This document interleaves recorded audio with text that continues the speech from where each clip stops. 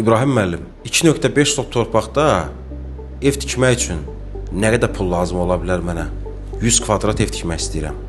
Bu ümumiyyətlə bir çox müştərilərin həmişə verdiyi sualdır. Bu büdcə məsələsi müştərinin xəyalından, arzusundan keçirdiyi evlə bağlı həmişə ziddiyyət təşkil edir. Ümumiyyətlə indi həyət evi tikmək üçün ortalama müxtəlif büdcələr var. Məsəl üçün qaba inşaat üçün tutalım 100 kvadrat metrlik bir evi, bir mərtəbəli kürsülü, məsəl üçün 1 metr kürsüsü 5 daşın üzərində bir mərtəbəli həyət evini tikmək üçün ortalama büdcə minimum qaba inşaatı üçün lazımdır 300-350 AZN, 400 AZN arası. Bu da beton konstruksiyanın nə qədər istifadə olunacağı və incə təmir üçün də minimum 400 manat civarında, 400, 500, 350, yəni bu civarda bir pul çıxır. Cəmləsək 700, 800, 1000 AZN arası 1 kvadrat metr üçün, 100 kvadrat metr üçün də belə deyək 70 minə, 80 minə, 90 minə, 100 min manata da başa gətirmək olar.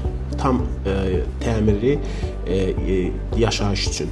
Ancaq bura həyət daxil deyil. Məsəl üçün siz 0.4 əmsalı qiymətləndirib deməli 100 kvadrat tikəndən sonra sizin 250 kvadratlıq sahədə 150 kvadrat həyət sahəsi qalır.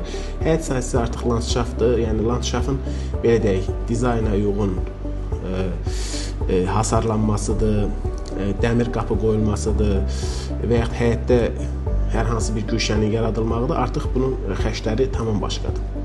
Qaraqoyunlu inşaat. İşinizi peşəkarlara həvalə edin. Ev təmiri və sıfırdan tikintisi ilə bağlı qeyd edilən nömrələrlə əlaqə saxlaya bilərsiniz.